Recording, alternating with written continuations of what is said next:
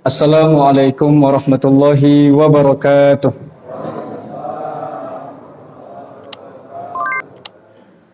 Alhamdulillahi khaliqil wujudi minal adam wa ja'ilin nuri minaz zulam wa mulkit taubati 'alan nadam wa mukhrijis sabri minal alam.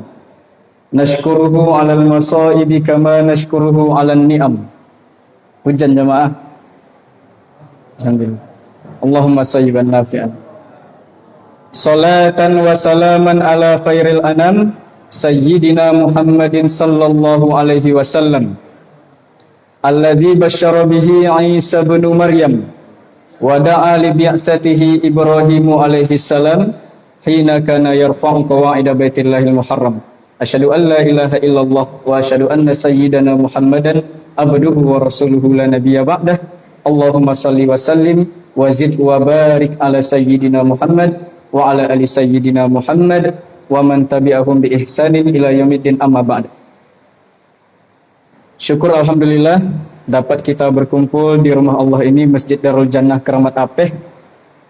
Harapan dan doa kita bersama, seluruh aktivitas yang kita lakukan maka bernilai ibadah dan diterima di sisi Allah. Amin ya rabbal alamin. Salawat dan salam untuk manusia yang paling baik, yang menjadi teladan, Rasul kita tercinta.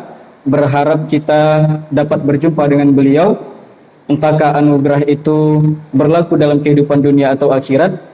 Lalu kemudian kita diakui sebagai umat, kita menyampaikan salawat dan salam untuk Nabi dengan lafaz Allahumma salli wa sallim ala sayyidina Muhammad wa ala ali sayyidina Muhammad. Assalamualaikum ayyuhan nabiyyu wa rahmatullahi wabarakatuh. Sama-sama kita hormati, kita muliakan imam dan pengurus Masjid Darul Jannah, imam dan pengurus masjid di Kecamatan Rambah, yang sama-sama kita hormati, kita muliakan al-asatiz, lalu kemudian tokoh masyarakat, lalu kemudian cerdik pandai, umumnya seluruh jamaah kaum muslimin dan muslimat. Insyaallah pada subuh kali ini ada 2 poin yang menjadi pembahasan yang akan disampaikan kepada kita bersama. Ma'asyiral muslimin dan muslimat, bahwasanya umat Islam ini perlu meningkatkan kualitas. Karena dari segi jumlah awaklah banyak. Dari segi jumlah awaklah banyak.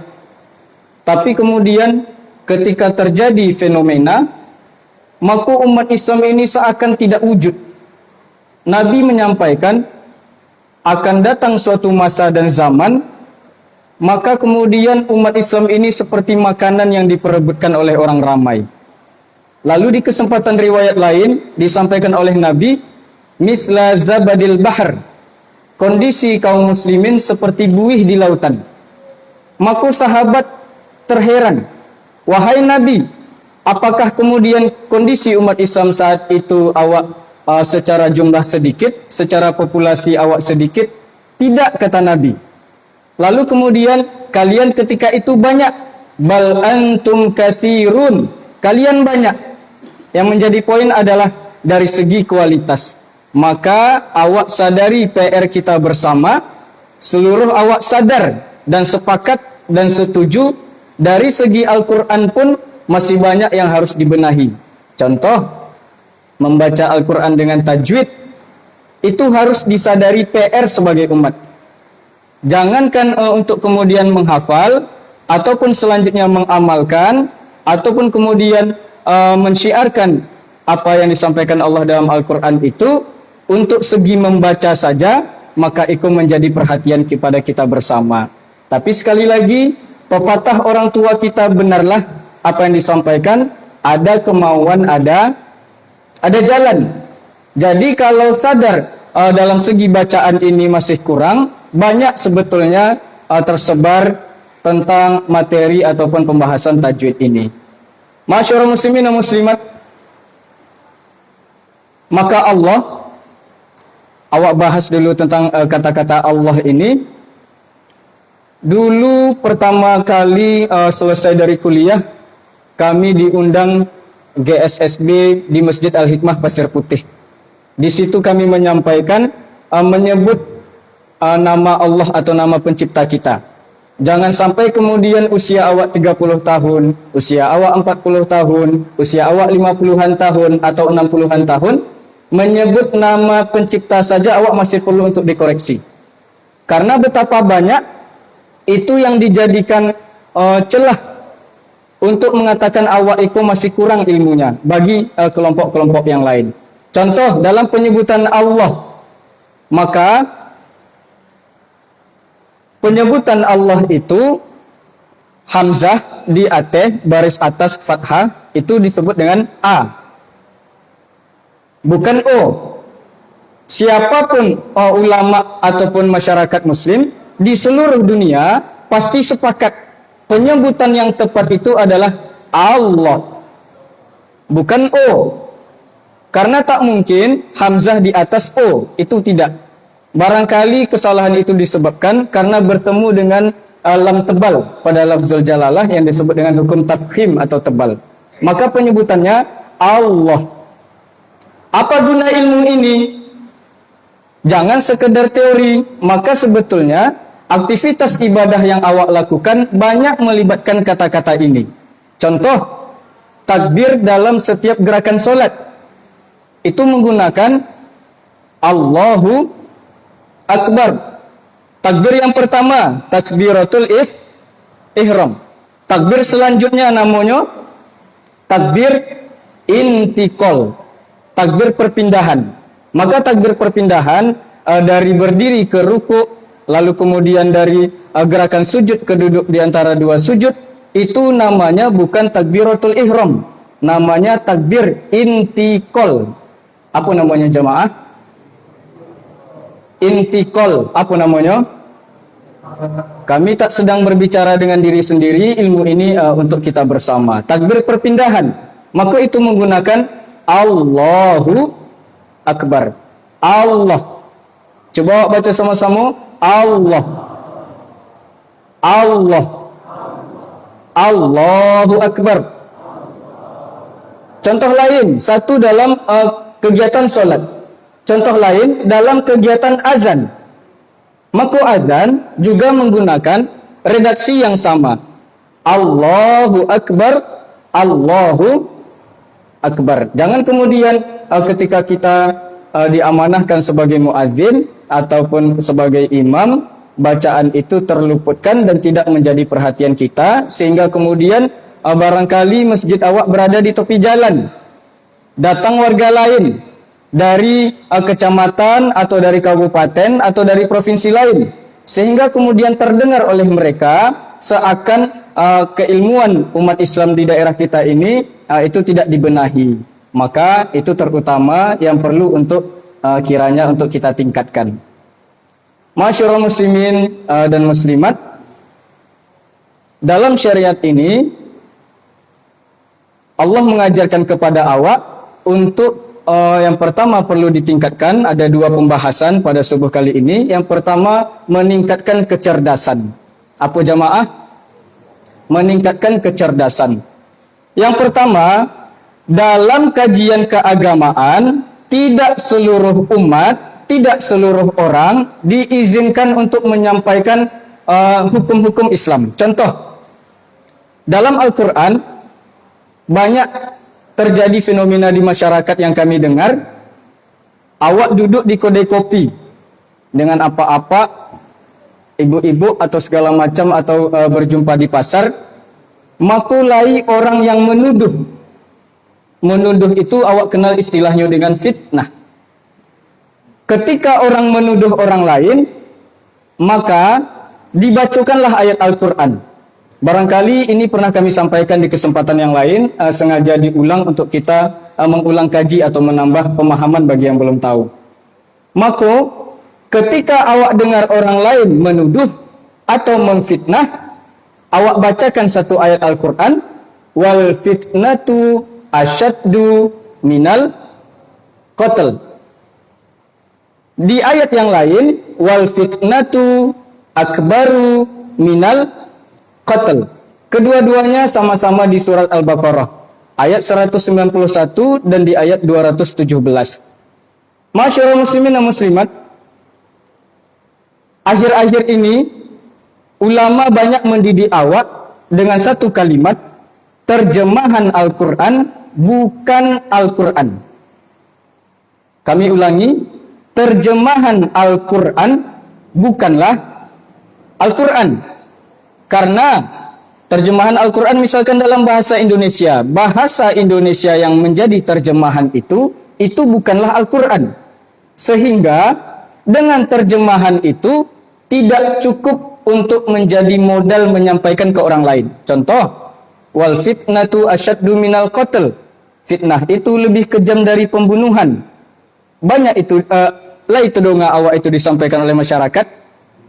Fitnah lebih kejam dari pembunuhan. Fitnah yang dimaknai menuduh orang, jangan menuduh. Contoh, jangan memfitnah. Fitnah lebih kejam daripada pembunuhan. Maka kalimat itu awak bawakan ke lingkup ulama dalam pembahasan orang-orang yang paham dan memiliki ilmu. Bagaimana komentar atau respon ulama terkait makna yang dimaksud oleh masyarakat ini, bahwasa fitnah atau menuduh orang lain itu lebih besar atau lebih buruk bahayanya daripada pembunuhan. Masyaallah muslimin dan muslimat, yang pertama, awak perlu belajar dalam Al-Quran itu banyak cabang ilmunya. Salah satunya adalah asbabun nuzul, sebab turunnya ayat. Tidak semua ayat Al-Quran punya asbabun nuzul ini. Maka ayat ini diturunkan ketika itu Nabi Muhammad mengutus sahabat yang bernama Abdullah bin Jahash. Abdullah bin Jahash ini lalu kemudian diutus dalam perang Sariyah namanya, perang yang tidak diikuti oleh Nabi. Karena perang ini ada namanya perang Ghazwah yang diikuti oleh Nabi seperti Ghazwatul Badar, Ghazwatul Uhud, itu perang namanya. Lalu kemudian ada perang di zaman Nabi yang Nabi tak ikut, tapi mengutus para sahabat. Oleh sahabat Abdullah ini, ditawanlah pasukan Quraisy ketika itu. Sehingga kemudian ada yang terbunuh. Ada yang terbunuh. Dan ada sebagian yang ditawan menjadi tawanan perang. Ternyata kejadian itu disampaikan oleh al-mu'arrikh atau ahli sejarah Islam terjadi pada bulan Rajab. Sementara bulan Rajab itu termasuk salah satu dari 4 bulan haram yang tak boleh atau diharamkan berperang. 3 bulan berturut-turut, 1 bulan terpisah. Dari bulan seboleh Zulqa'dah, Zulhijjah, Muharram, wa Rajab Mudhar, dan bulan Rajabnya suku Mudhar. Yang terakhir adalah bulan Rajab. 4 waktu ini kaum muslimin dan orang musyrik maka sepakat tak boleh mengadakan peperangan. Sementara qadarullah, pembunuhan yang dilakukan oleh umat Islam Abdullah ini membunuh tawanan Quraisy dan sebagian ada yang ditawan, maka itu terjadi pada bulan Rajab. Sehingga kemudian kone cemeehlah orang Islam. Pandai bercakap sobek orang tu, cuman pandai membuat perjanjian, sementara prakteknya nihil.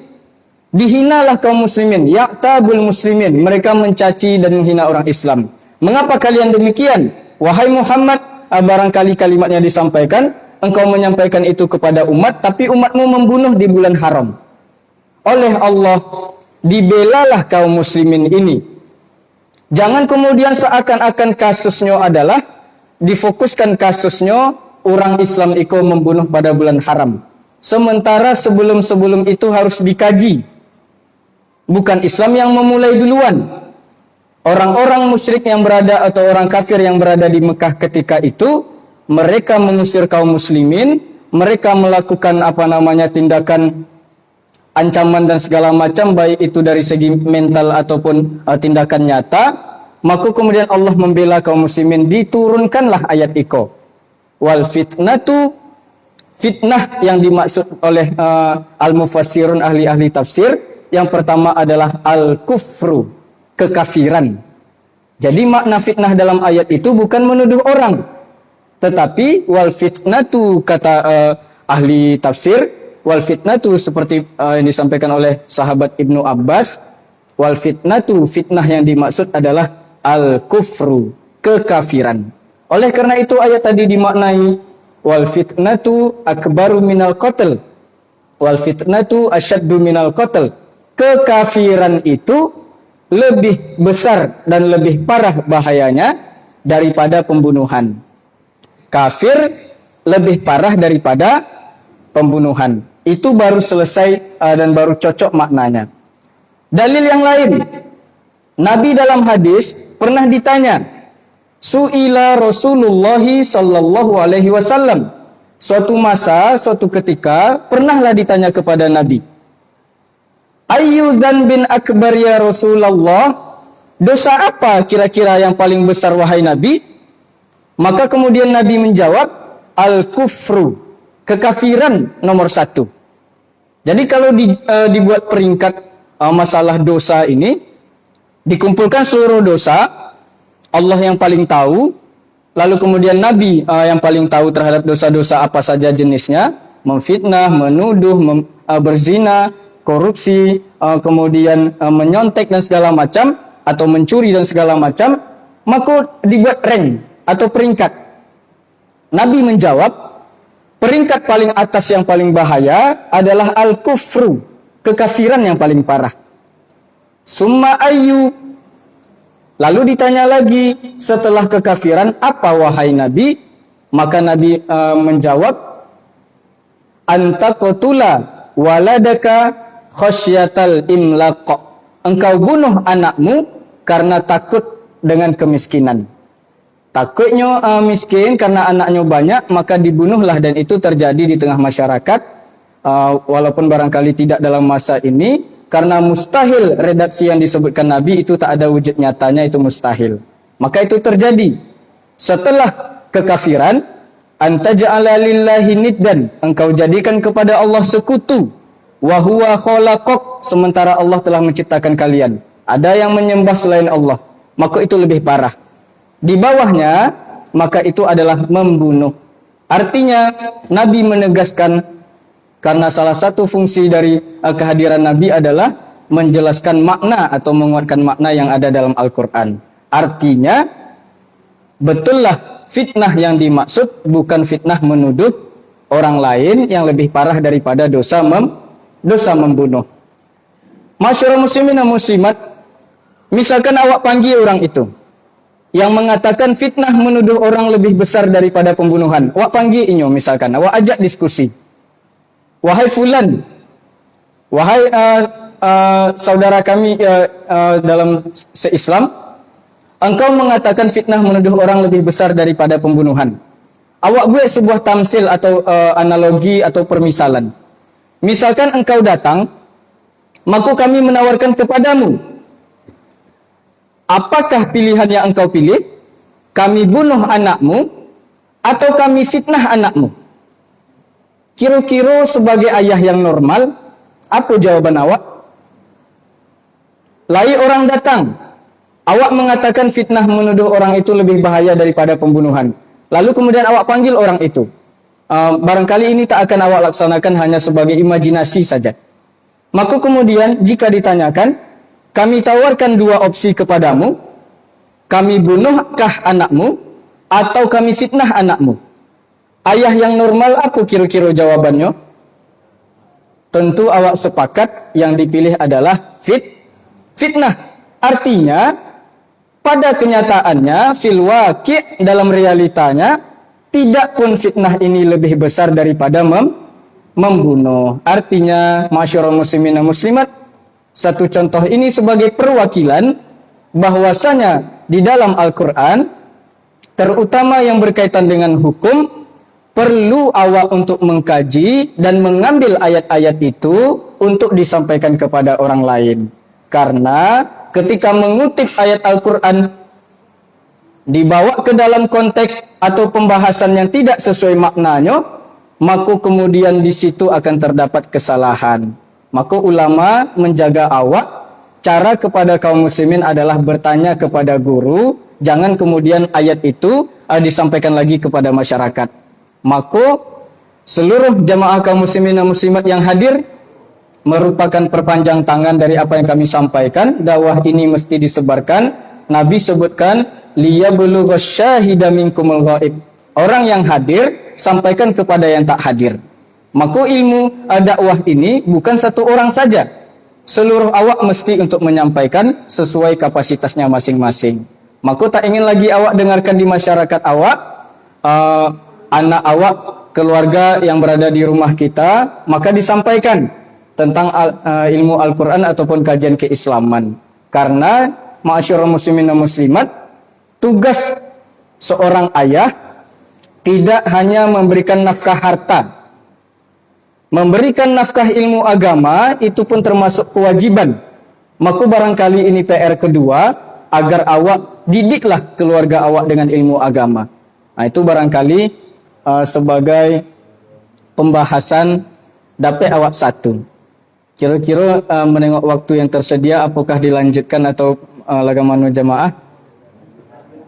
Sampai angka berapa awak berontio? Beko kalau tak direm bisa kebablasan sampai jam 7, sementara lagi kegiatan awak yang lain. Lewat 30. Masyarakat muslimin dan muslimat, kalimat kedua yang kami soroti dari apa yang terjadi fenomena di masyarakat adalah ada sebuah kalimat lain yang tadi pertama, fitnah lebih kejam dari pembunuhan. Awaklah sepakat diajarkan awak oleh ulama, fitnah itu adalah kekafiran atau kemudian asyirku, kesyirikan, menyekutukan Allah. Kalimat kedua lain yang menyebut iblis itu mendurhakai Allah hanya sekali. Itu kalimatnya.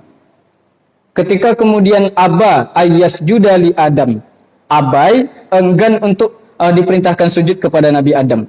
Iblis itu dosanya satu, tapi kemudian ini dikutuk oleh Allah abadan, selama-lamanya. Khalidina fiha finnari abadan, kekal di neraka selama-lamanya. Khalidan finnari abadan. Maka kemudian kondisi yang dialami iblis tadi diarahkan ke orang Islam. Iblis itu dosanya sebuah hadunya, tak mau sujud kepada Nabi Adam. Sementara engkau orang Islam, tak solat, melawan orang tua, ngambil duit infak masjid, mencuri silup orang pulang dari GSSB, apalah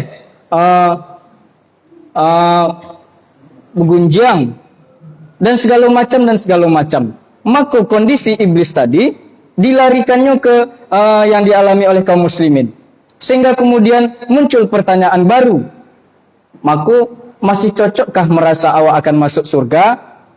Maka perlu ditinjau kalimat itu, karena di beberapa postingan kalimat itu muncul. Nampak oleh awak, iblis hanya mendurhakai Allah satu kali.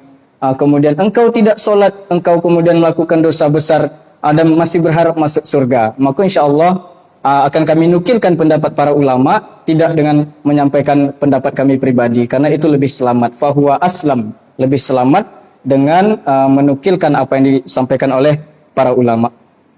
Masyarakat muslimin dan muslimat, iblis itu maka inyo sebagai pemimpin dari kejahatan.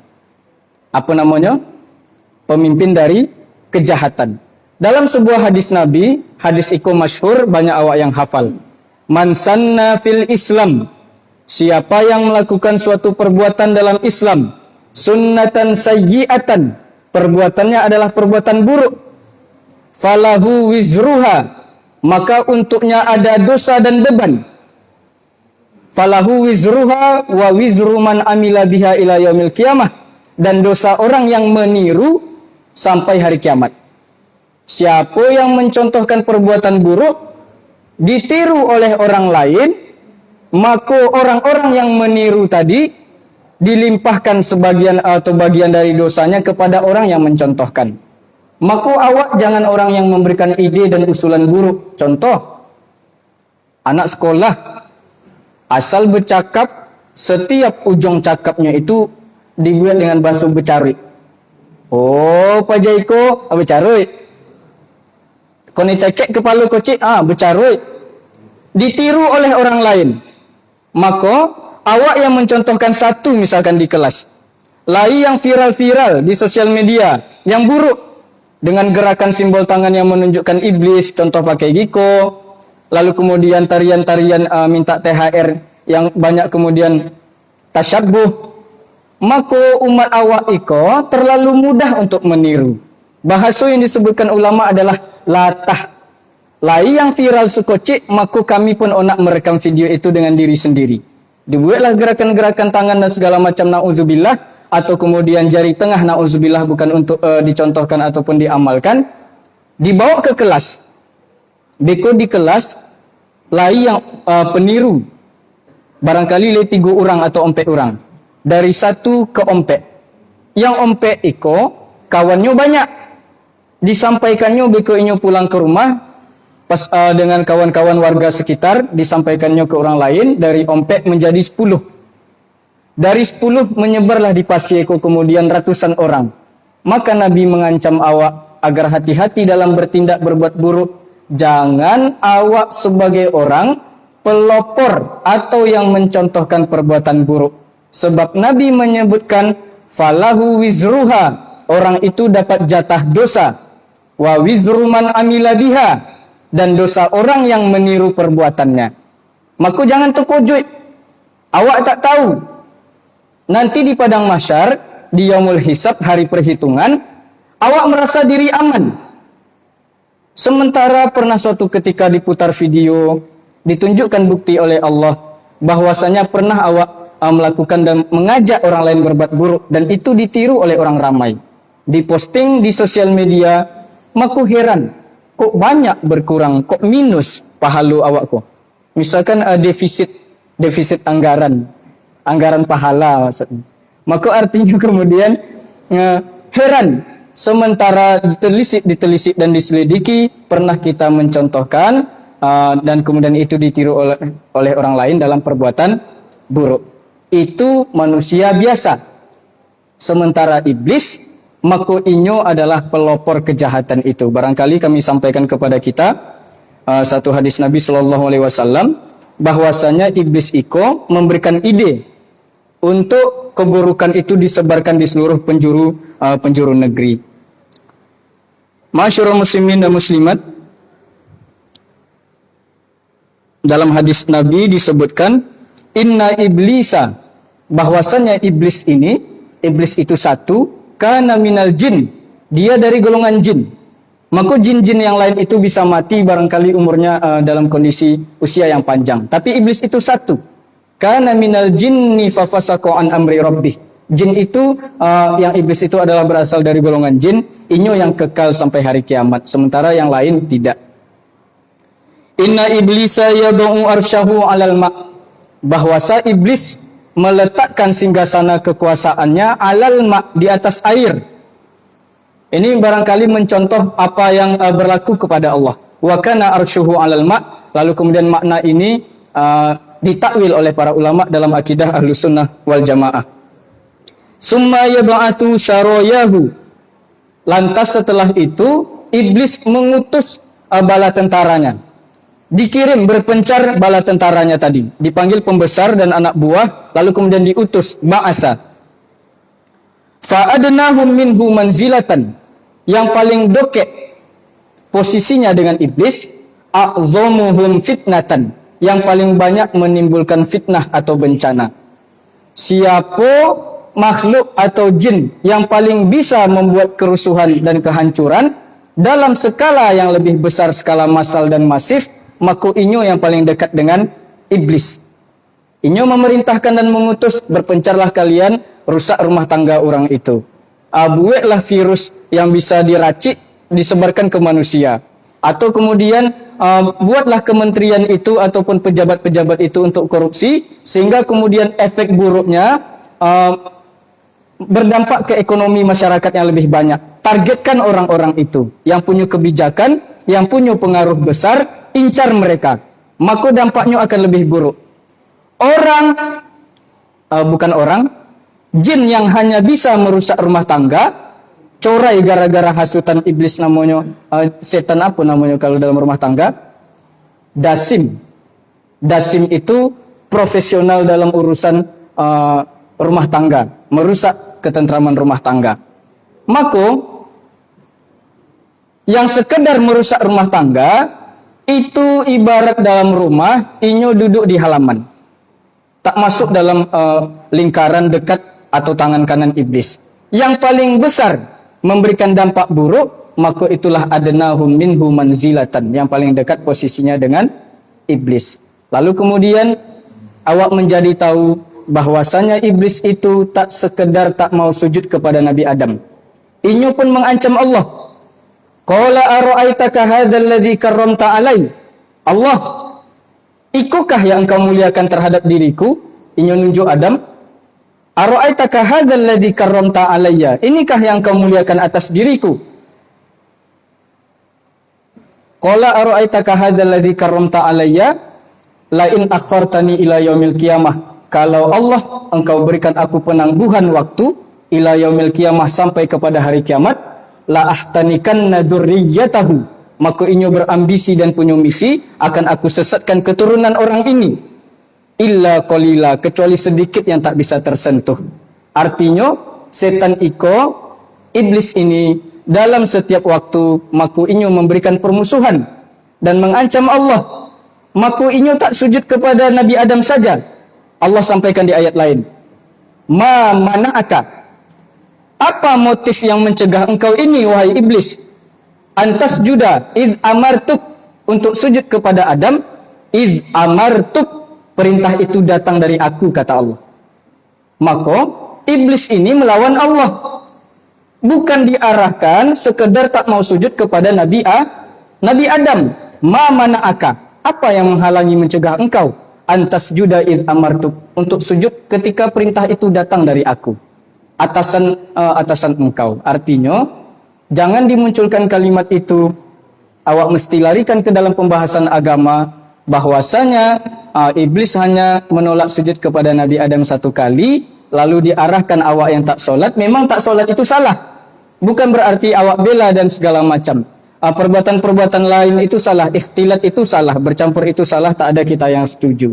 Artinya tradisi masyarakat pun ada yang salah. Penyambutan bulan Ramadan misalkan, ulama Ahlussunnah pun kita tak setuju terhadap perilaku ikhtilat atau bercampur antara laki-laki dengan yang orang lain atau perempuan lain yang berbeda jenis. Artinya, ma'asyiral muslimin dan muslimat, penyampaian pembuka dari kami, muqaddimah kami ini, berharap kepada Allah agar kemudian terketuk hati awak. Seluruh kita punya teknologi, punya gawai atau gadget, maka kemudian tak ada lagi alasan bahwasanya dalam 1 bulan tak menambah ilmu agama. Ikut dipertanyakan, dalam 1 bulan tak bertambah pengetahuan agamanya, inyo stagnan, inyo stuck, inyo berhenti di satu kondisi, maka inyo barangkali akan dipertanyakan oleh Allah. Summa latus'alunna yauma izin anin naim. Ada nikmat ini, teknologi, maka tak bertambah pengetahuan agamanya. Selama 50 tahun barangkali lebih, tak tahu arti bacaan solat. Maka buku banyak dijual orang, maka bisa di-download terjemahan itu untuk awak baca. Jangan kemudian solat yang awak lakukan kemudian kurang bermakna dan kurang mendapat pahala akibat penghayatan kita yang tidak tahu terhadap arti, sementara itu yang awak ulang-ulang dalam sehari semalam. Masyarul muslimin dan muslimat, berdoa awak kepada Allah, Allahumma ja'alna, ya Allah jadikanlah kami ini, minal ladzina yastami'unal qaul, termasuk orang-orang yang memperdengarkan suatu ucapan, fayattabi'una ahsanah, ia mampu mengikuti yang terbaiknya. Awak tak ingin ini sekedar teori, awak ingin berdoa kepada Allah, hawil ahwalana, ubah kondisi kami ya Allah. Tapi di dalam ayat yang lain, innallaha la yughayyiru ma biqaumin, tak akan Allah rubah kondisi suatu kaum hatta yughayyiru ma bi anfusihim, sampai kaum itu yang mau merubah dirinya sendiri. Yang terakhir, satu tadi awak memperbaiki akal tentang belajar agama. Yang kedua, yang terakhir adalah perbaiki adab, perbaiki etika. Contoh, kalau ingin tahu perangai suatu tempat di suatu daerah atau RT RW atau di suatu desa, colo masyarakatnya ketika sholat Jumat. Lai yang ketika khutbah masih di luar, bekulah kumandang azan, mau sholat orang barunya masuk. Itu ingin menengok kondisi di suatu daerah. Sampah berserak. Kalau ingin menengok dalam lingkup yang lebih besar, awak naikkan ke atas skalanya, tengok ketika pelaksanaan solat Idul Fitri atau Idul Adha. Beku banyak yang tak mau ngantri, yang mengambil saf orang lain, yang buang sampah sembarangan. Tengoklah kondisi umat awak ketika pelaksanaan dua solat Idul Fitri dan Idul Adha. Kalau ingin menengok kondisi umat Islam dalam skala internasional satu bumi iko, tengoklah watak kaum muslimin iko ketika pelaksanaan haji. Banyak berserak, tak mudah mau ditertibkan, dan kemudian itulah fenomena yang terjadi di masyarakat. Awak berharap semoga ada perubahan walaupun sedikit. Ada perubahan walaupun sedikit, masalah adab dan etika, masalah kondisi umat awak yang salah satunya iko perlu disampaikan terjadi di Gaza. Produk-produk yang membela orang-orang penjajah, orang-orang Zionis itu, maka jangan diboli. Karena awak hanya diuji masalah selera, sementara mereka diuji masalah hidup dan mati. Lai produk-produk, tengok di HP masing-masing, keterbatasan waktu tak bisa kami uraikan produk apa saja yang membantu dana terhadap penjajahan itu. Artinya ditengok agar kemudian awak ketika video itu ditayangkan awak sedih dan menangis. Tapi tak sadar produk orang tu lai di kamar mandi awak, lai di dalam dompet tidur awak dan segala macam. Artinya hal itu perlu untuk dipertimbangkan. Allahumma ballagtu, ya Allah telah aku sampaikan. Allahumma ballagtu, ya Allah telah aku sampaikan. Allahumma ballagtu, ya Allah telah aku sampaikan. Dan setiap orang, wa kullukum mas'ulun an ra'iyatih. Semoga bermanfaat. Kami meminta maaf atas penyampaian yang kurang ataupun sikap dan ucapan kami yang barangkali menyakiti perasaan kaum muslimin. Semoga dengan duduknya awak iko mau kiranya untuk menambah keilmuan awak, mau memperbaiki adab dan etika, membuang sampah. Apa yang awak makan maka bertanggung jawablah agar kemudian tidak menimbulkan kotor atau tidak bersih kondisi awak, sementara Islam ikulah yang paling mengajarkan masyarakat tentang kebersihan, baik itu wudu, toharoh dan segala macam. Masyaallah muslimin dan muslimat, itu saja barangkali yang bisa kami sampaikan, keterbatasan waktu yang kita miliki. Semoga berkah dan kita berdoa kepada Allah agar GSSB semakin berkembang. Seluruh orang yang berkeinginan dan berniat baik dan mengamalkan, mengaplikasikan niat baiknya itu, berdoa kepada Allah. Allah tolong setiap orang yang menginginkan kebaikan untuk negara ini, untuk daerah ini, untuk agama ini. Sebaliknya ya Allah, hambatlah, rusaklah rencana setiap orang yang berkeinginan dan mengamalkan, mengaplikasikan amalan dan niatnya itu untuk orang yang mau merusak daerah ini, yang mau merusak negara ini, dan mau merusak agama ini. Allahumma arinal haqqa haqqan, ya Allah perlihatkan kami yang benar itu benar, warzuqna tiba'ah, rezekikan kami bisa mengikut yang benar.